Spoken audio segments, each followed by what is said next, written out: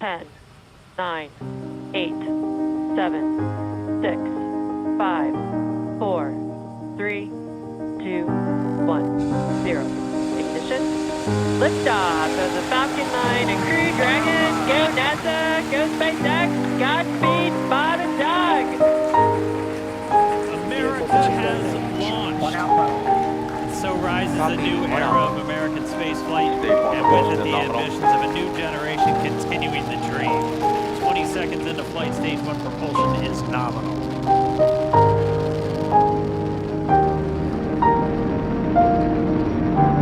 T plus 30 seconds into this historic mission. Flying crew on board Dragon and Falcon 9, and look at them go! Falcon power telemetry nominal. ¿Qué tal? ¿Cómo les va? Muy buenas tardes. Bienvenidos a Ecos de un Mundo Estrellado. Para hoy tenemos una nota interesante que tiene que ver con la búsqueda de vida extraterrestre, sobre todo en Marte. A eso vamos en un ratito. Por otro lado, bueno, en estos días estaban por lanzar el satélite SAOCOM 1B. Todo depende en qué momento están viendo ustedes este programa, pero se ha venido postergando. La verdad que en el Centro Espacial Kennedy había mucha actividad, una secuencia de 3 o 4 lanzamientos. El primero de United Alliance, que tenía que poner en órbita un satélite espía, así militar de los Estados Unidos. Fíjense ustedes, 3 segundos antes ya se dispararon las llamas de sus 3 cohetes. El sistema de a bordo, la computadora de a bordo, interrumpió el lanzamiento. Aparentemente había un problema ahí en la base, en la parte terrestre, digamos. Todavía no han informado bien, pero la computadora lo suspendió. No le pasaron nada a los cohetes, además recordemos que es un vuelo no tripulado, y ha quedado postergado para dentro de una semana. Si eso iba a afectar o no los lanzamientos del SAOCOM 1B argentino y también de otra nueva tanda de satélites Starlink, estos satélites de comunicaciones que está enviando al espacio, pero prácticamente cada 2 semanas SpaceX, todavía no lo sabemos. Iba a ser un récord porque el día domingo, cuando ustedes ven este programa por Canal 11, íbamos a tener 2 lanzamientos durante el mismo día. Pero en el momento que grabo este programa no estoy en condiciones de afirmarles si eso realmente pasó o no. Bueno, vamos entonces ahora a recordar nuestros auspiciantes y después les recuerdo nuestro entrevistado. En el marco de su plan energético a 10 años, Enersa desarrolla obras de infraestructura en toda la provincia para acompañar el desarrollo productivo, permitir la radicación de nuevas inversiones y garantizar el bienestar de las familias en sus hogares. Más de 1.100 millones de pesos destinados a obras eléctricas para beneficio de todos los entrerrianos. Plan energético a 10 años. Enersa, Gobierno de Entre Ríos. Honorable Consejo Deliberante de Paraná, un espacio de pluralidad y voz ciudadana. Entérate de lo que pasa en tu ciudad ingresando a www.hcdparaná.gov.ar y seguinos por las redes sociales, Facebook y Twitter. Bueno, muy bien. Estuve conversando con el doctor Jesús Martínez Frías. Él es un geólogo planetario, astrobiólogo, es un hombre muy conocido en España, él vive en Madrid. Es un hombre que ha trabajado con algunas de las misiones espaciales, sobre todo para explorar Marte. Ha escrito varios libros, cientos de artículos científicos. Él es doctor en ciencias geológicas, es un experto en meteoritos, en geología planetaria, y actualmente trabaja en el Instituto de Geociencias, que depende de la Universidad Complutense de Madrid y el CSIC. Así que estuve conversando con él. Vamos a ahorrar la presentación para ganar tiempo porque la nota se extendió, y vamos a nuestra primera pregunta con él. Jesús, el tema de la vida, ¿no?, extraterrestre, el tema de la astrobiología, es como que ¿a ti te parece que en los últimos años se ha puesto como los pantalones largos, como decimos nosotros, ¿no? 15 años atrás tal vez hablar de ese tema en los ámbitos académicos era, mira, ¿cómo vas a hablar de la vida extraterrestre y de la búsqueda de vida en otros mundos, ¿no? Es como que te desmerecía. Pero yo creo que, no sé si coincidirás, el descubrimiento de los exoplanetas, el hecho de haber encontrado formas de vida extremófilas que viven en condiciones tan hostiles en nuestro mundo, es como que le ha dado otra envergadura al tema, ¿no? ¿Coincidís conmigo en esto? Totalmente, coincido totalmente contigo. De hecho, era casi un descrédito hablar de estos temas hace 20 o 25 años, ¿no? Yo recuerdo cuando nosotros nos incorporamos en el Centro de Astrobiología, precisamente yo estaba en el Museo de Ciencias Naturales, el Museo Nacional, en el Departamento de Geología, yo era responsable científico de la colección de meteoritos, ¿no? Y una vez vino a verme una persona, que es el profesor Juan Pérez Mercader, que fue el primer director y el fundador del Centro de Astrobiología, ¿no? Y fue la persona que me propuso liderar el laboratorio de geología planetaria en este ámbito astrobiológico. Pero la astrobiología empezó a surgir básicamente, yo creo que desde el punto de vista oficial, por marcar una fecha que no es fácil, yo creo que fue en el año 96 con el artículo de David McKay sobre el famoso meteorito ALH 84001, ¿no? Ese artículo que se publicó en la revista Science, y después tuve la oportunidad de conocer al profesor McKay porque vino a España, a Río Tinto, hubo una reunión. Falleció, ¿no? McKay, falleció. Sí. ¿Sabes qué? Mira qué casualidad, discúlpame que te interrumpa. Hace 2 días entrevisté a Elizabeth Howell, que escribió un libro sobre ese tema con un británico. Lo escribió, es un nuevo libro sobre la fascinante y detectivesca historia del descubrimiento de ese meteorito que realmente produjo un enorme cambio, ¿no? Todavía la tengo que emitir a esa nota, ¿sí? Es canadiense ella. Pues sí, fue un cambio, bueno, tremendo, porque por primera vez se hablaba de indicios de posibles huellas de vida extraterrestre, que así es como se decía en el artículo. Luego, claro, desde NASA a todo el aparato propagandístico, los medios, pues aquello se desbocó totalmente, ¿no? Y se desvirtuó, yo creo que se desvirtuó porque si vamos al artículo original no tiene nada que ver con lo que se vendió después de todo aquello, ¿no?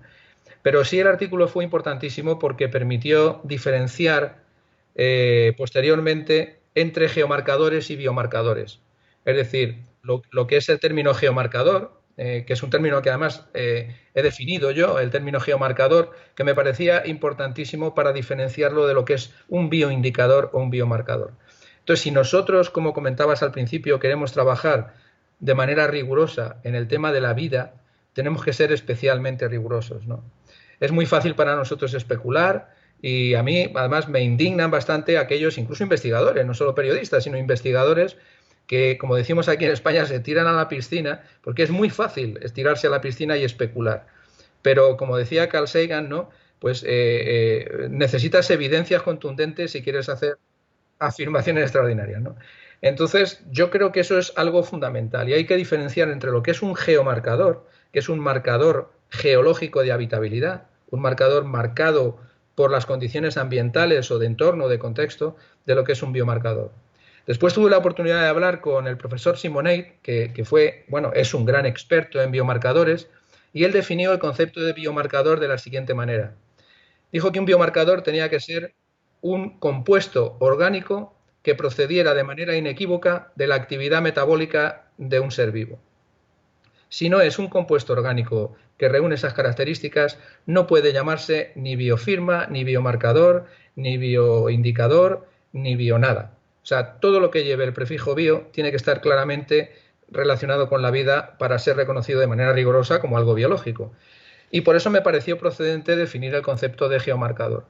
Geomarcador de habitabilidad, es decir, el agua es un geomarcador de habitabilidad importantísimo para la vida, pero no es un biomarcador, porque puede haber planetas o lunas con agua en los que la vida no haya emergido y no haya evolucionado, ¿no? Entonces, desde esa perspectiva, yo creo que ahora mismo es como se está estudiando el tema de la búsqueda de vida o la búsqueda de huellas de vida pasada en otros planetas, de manera muy rigurosa. Se está siendo muy riguroso en ese sentido. Y como me decía también otro colega, ¿no? Me decía Steve Squires, dice que fue el responsable de los MER, de los Mars Exploration Rover, me decía, dice, si encontráramos vida o alguna huella de vida, dice, esperemos que sea clara, pero que sea suficientemente diferente de la vida terrestre. Porque si encontramos algo, un referee, ningún revisor claro, va a pensar que no es contaminación. Contaminación terrestre, claro. Contaminación terrestre, ¿no? A pesar de todos los recaudos que se toman para tratar de descontaminar las naves cuando se envían. Y Jesús, un poco cuando conversábamos sobre, digamos, fuera de micrófono, sobre qué temas íbamos a tratar en esta nota, yo te decía que a mí siempre lo que me sorprendía es que no se pudiera desarrollar algún experimento específico para la detección de vida, por ejemplo, de las naves que han ido a Marte. Es famoso el tema de la nave Vikingo, que yo recuerdo que en ese momento, no me acuerdo si había emisión de dióxido de carbono, que era uno de los experimentos. Es como que resultaron positivos, pero no concluyentes, porque siempre uno puede encontrar una explicación geológica o no biológica de por qué se ha producido ese evento. Las próximas naves que van a ir a Marte han sido preparadas, han sido planificadas con experimentos que digan, bueno, sí, esto es vida. O vamos a tener que esperar necesariamente a ver las muestras nosotros en la Tierra, como se espera ahora con la Mars 2020, que en el futuro esas rocas vuelvan a nuestro planeta para que sean estudiadas en nuestros laboratorios. Te escucho. Bueno, esa es una pregunta también buenísima, ¿no? Yo creo que de todas las rovers que se van a enviar, de todas las sondas que se van a enviar, o por lo menos en estos 2 años, ¿no? Que estamos en el año de Marte, ¿no? Porque van a salir 4, ya ha salido una y van a salir otras 3 más, ¿no? Si todo va bien, ExoMars también saldrá en el 2022, ¿no?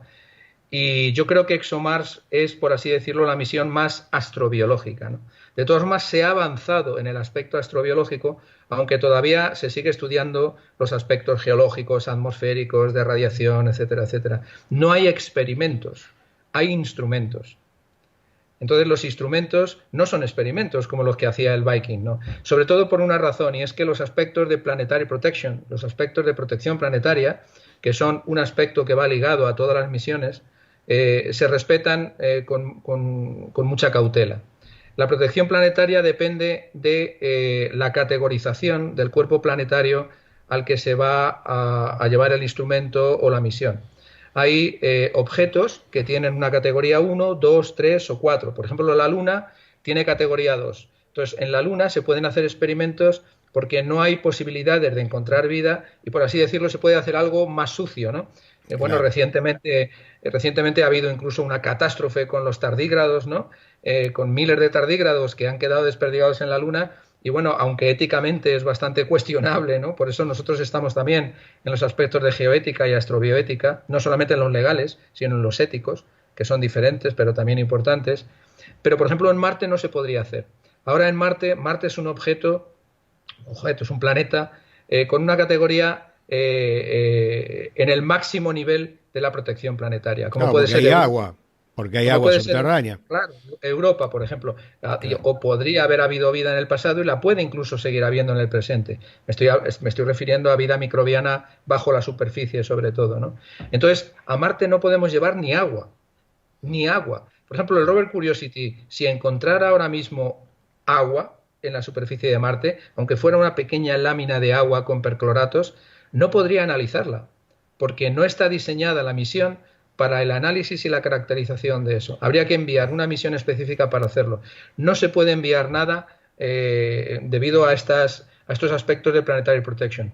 De hecho, este tema ha sido un tema de debate también de muchos científicos, diciendo si no se está siendo demasiado riguroso en los aspectos de protección planetaria, de manera que se está inhibiendo el progreso de la investigación, pudiendo realizar análisis astrobiológicos mucho más directos, ¿no? Por eso me parece una pregunta muy interesante. Es un debate fascinante ese. Y, o sea que los experimentos de las próximas misiones tampoco son concluyentes.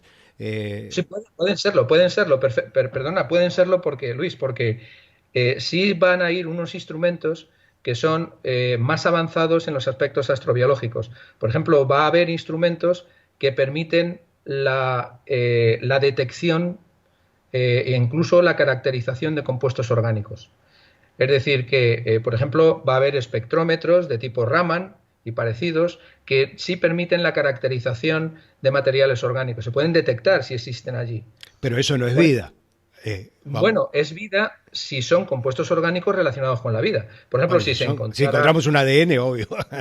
Claro, o si encontramos, algo un poco más complejo. Un aminoácido no, porque también hay que tener en cuenta que los meteoritos, sobre todo las condritas carbonáceas, son ricas en aminoácidos, en ureas, incluso azúcares, ¿no? Se han detectado en meteoritos y podría haber falsos positivos, que los va a haber, porque la lluvia meteorítica o la lluvia de meteoroides de condritas carbonáceas ha dejado una impronta probablemente en la superficie de Marte, una impronta geoquímica que va a ser detectada. pero sí es muy importante detectar si nosotros encontramos algún compuesto más complejo. Si encontramos que ya compuestos complejos como un betacaroteno o cosas ya que están claramente relacionadas con la vida, sí podremos decir que ha habido algo relacionado con la vida. De lo que sabemos hasta ahora sobre Marte, sobre su agua subterránea, se ha encontrado que es muy salada, casi como una especie de salmuera, ¿no? ¿Te parece que en ese ambiente la vida puede llegar a prosperar? Bueno, esa también es una pregunta muy interesante. En Marte hay agua, pero no todo el agua de Marte tiene las mismas características, no todo el agua de Marte tiene la misma composición química o hidroquímica, y no todo el agua de Marte tiene la misma edad ni responde a los mismos procesos geológicos. Porque el hielo es un mineral, pero por ejemplo en Marte se ha descubierto una cosa muy interesante, y es que cuando el agua en Marte está cargada, está sobresaturada en sales, concretamente en percloratos, cambia el producto de solubilidad. De manera que los análisis que se realizan en Marte pueden, si el agua está sobresaturada en percloratos, pueden hacer que permanezca líquida, en estado líquido, a 50, 60 e incluso 70 grados bajo cero. Claro. Lo cual para la astrobiología es muy interesante, para la habitabilidad.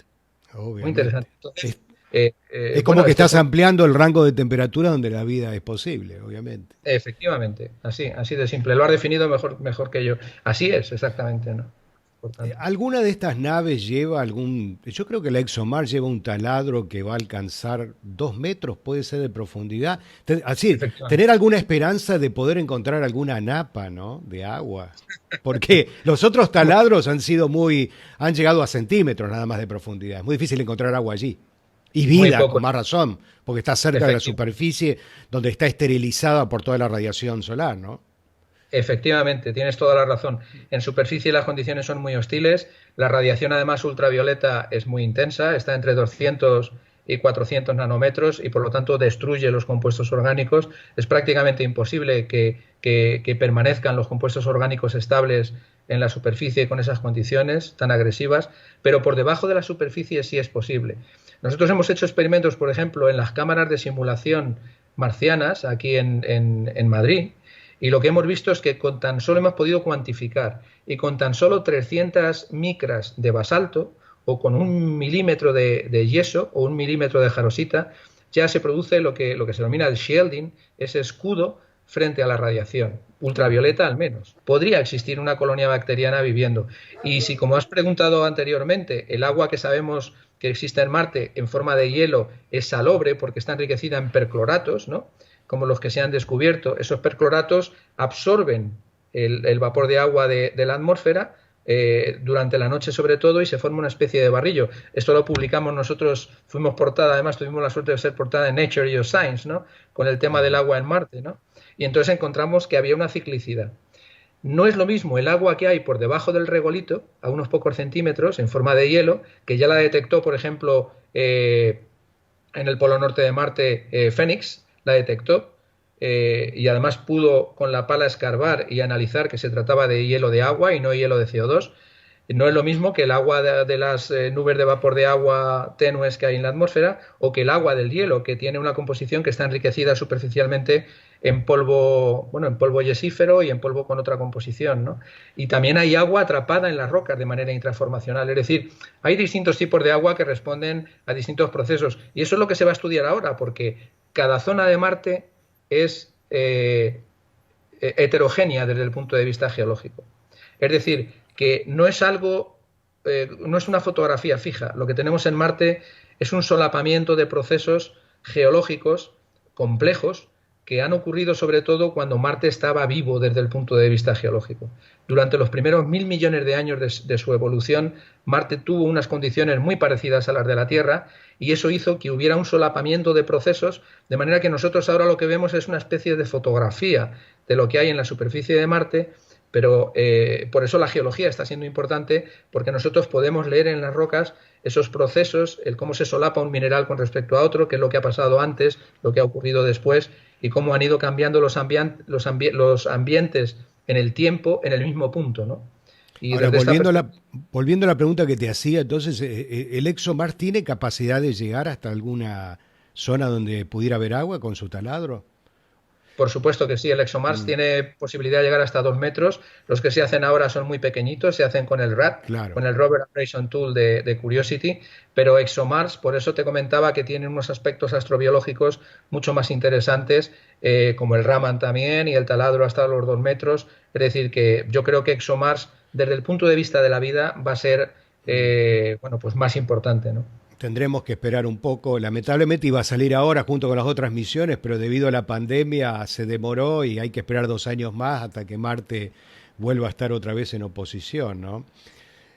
Me imagino que estarás también expectante por las misiones que se están planificando a Europa, ¿no? La luna de Júpiter, donde podría llegar a haber agua, ¿no? Sí. ¿Qué opinas Bueno, tú de esas misiones?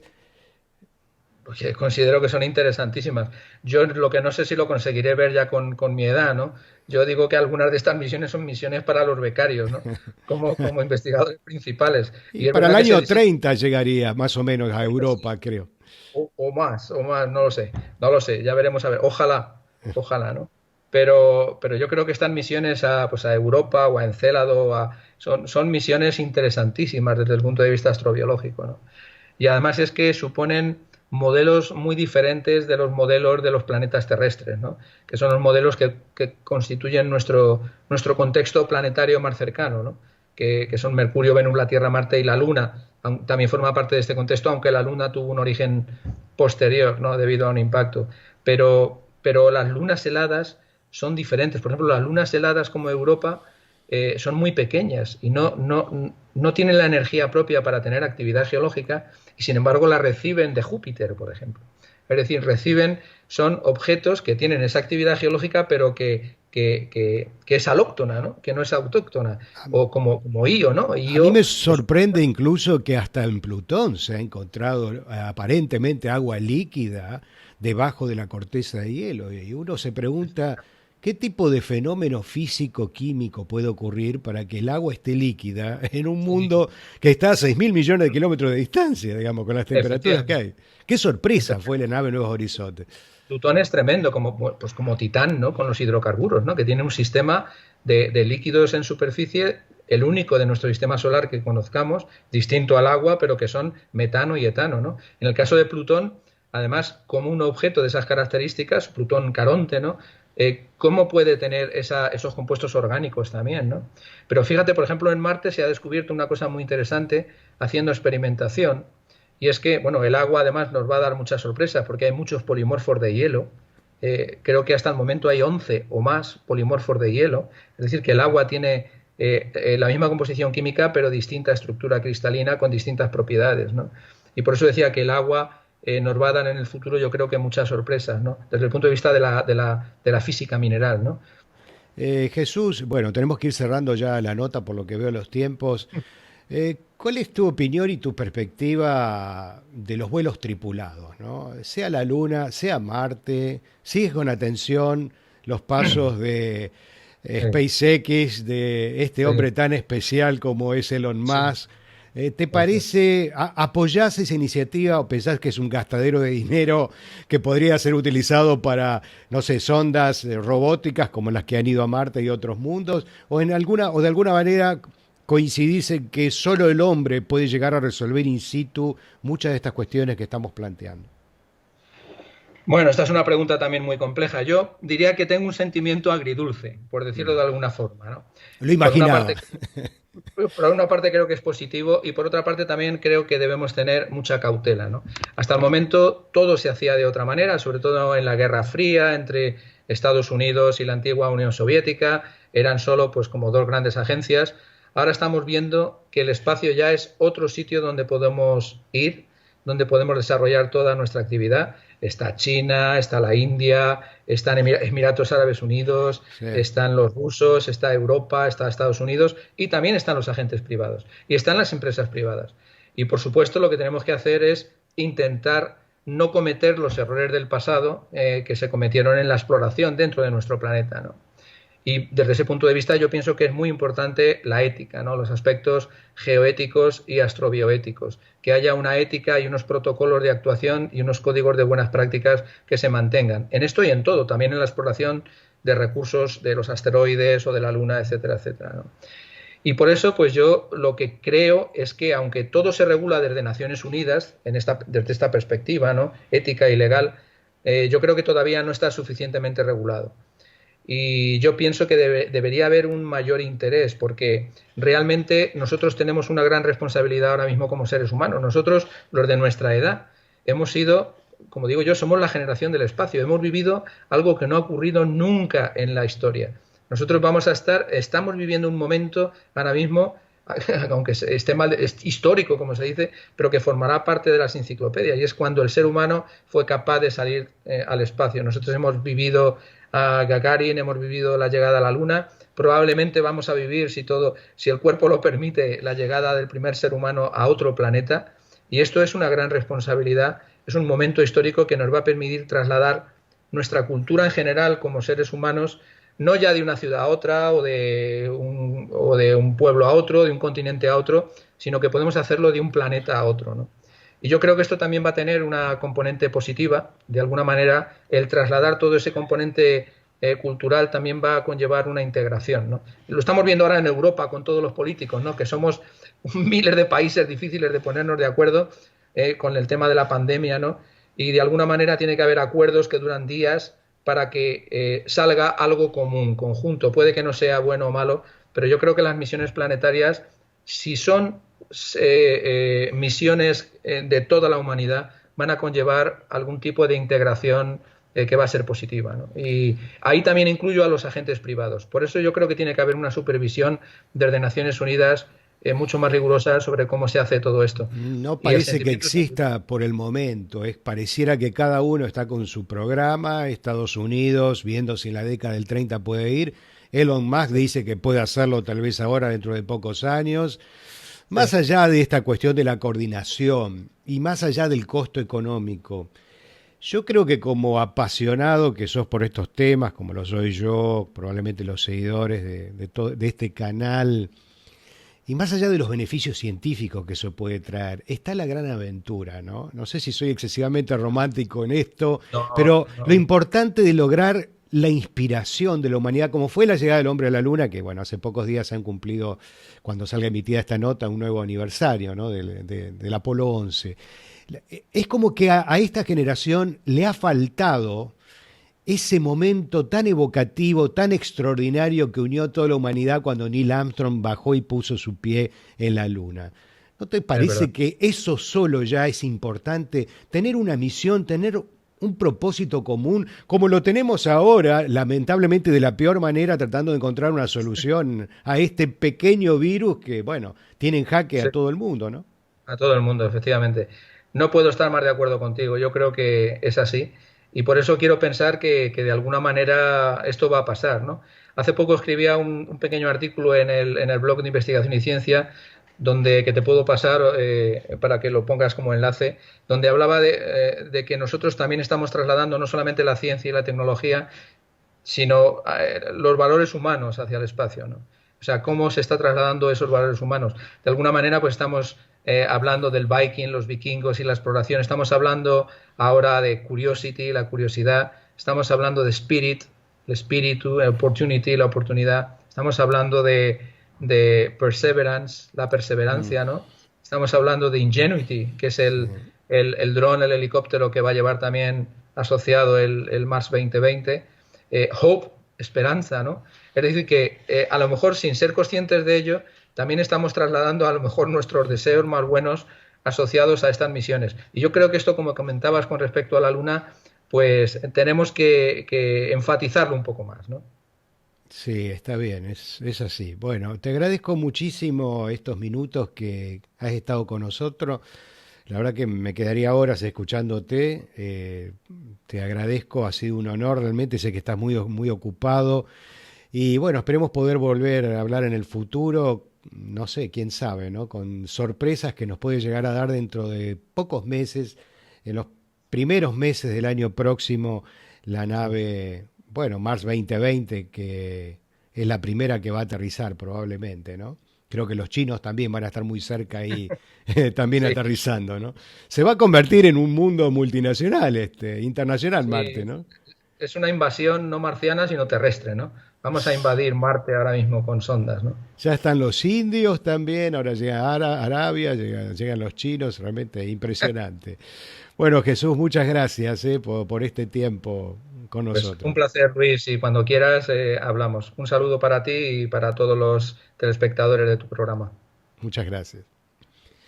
En el marco de su plan energético a 10 años, ENERSA desarrolla obras de infraestructura en toda la provincia para acompañar el desarrollo productivo, permitir la radicación de nuevas inversiones y garantizar el bienestar de las familias en sus hogares. Más de 1.100 millones de pesos destinados a obras eléctricas para beneficio de todos los entrerrianos. Plan energético a 10 años. ENERSA, Gobierno de Entre Ríos. Muy bien, entonces, la nota con el doctor Jesús Martínez Frías, astrobiólogo, geólogo planetario desde Madrid. Estamos cerrando el programa. Quiero agradecer mucho a la Secretaría de Cultura del Gobierno de la provincia de Entre Ríos, que estuvo apoyando una actividad que realizamos en su Facebook, que fue una especie de visita del planetario en su casa, en su hogar. Ustedes están viendo algunas imágenes de lo que hicimos. Básicamente les mostramos a la gente, al público, qué objetos celestes podían ver esa noche, que hubo una linda conjunción donde estaba la Luna y Júpiter muy cerca y por allí cerquita también Saturno. Y luego hice un viaje por el sistema solar con el simulador del planetario, el planetario que habitualmente visita las escuelas de nuestra provincia y también de Santa Fe, que, bueno, lamentablemente hoy no puede desarrollar sus actividades por toda la crisis que vive tanto nuestro país como el mundo, ¿no? Así que por lo menos esta manera de acercarnos a la gente, tratar de inspirarlos, de mostrarles, además el programa realmente es un programa bastante sofisticado, es un programa lindo que hace viajes dinámicos por los principales planetas y lunas de nuestro sistema solar. Creo que fue una actividad realmente linda que fue seguida por muchas personas. Así que muchas gracias a la gente de la Secretaría de Cultura, ¿sí? Bueno, ya estamos cerrando el programa. Nos despedimos hasta nuestro próximo encuentro. Hasta el próximo programa.